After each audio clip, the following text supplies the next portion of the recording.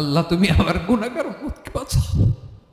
এই দুনিয়ার বুকে রব্বুল আলামিন সব নবীকে একটা করে দাওয়া মুস্তাজাবা দিয়েছেন, মানে যে দোয়া করলে কবুল হয়ে যায় সাথে সাথেই।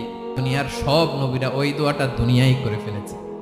বিশ্বনবী বলবেন, আল্লাহ ওই স্পেশাল দোয়াটা দুনিয়াতে করি নাই, আজকে আমি তোমার দরবারে দাঁড়িয়ে কিয়ামতের দিন ওই দোয়াটা করছি। আল্লাহ আমার যে উম্মতের হৃদয়ে যাররা পরিমাণ ঈমান আছে, আমার একটা উম্মতকেও তুমি জাহান্নামে ঢোকাতে পারবা না।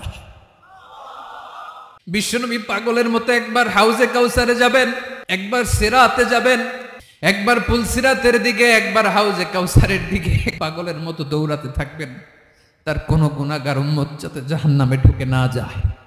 উম্মতি বিশ্বনবী আমার জন্য কাঁদবেন, আপনার জন্য কাঁদবেন, আমাদের জন্য সেদিন কেঁদে কেঁদে জাহান্নামের দরজায় দাঁড়িয়ে আমাদেরকে টেনে টেনে জান্নাতে ঢুকাবেন।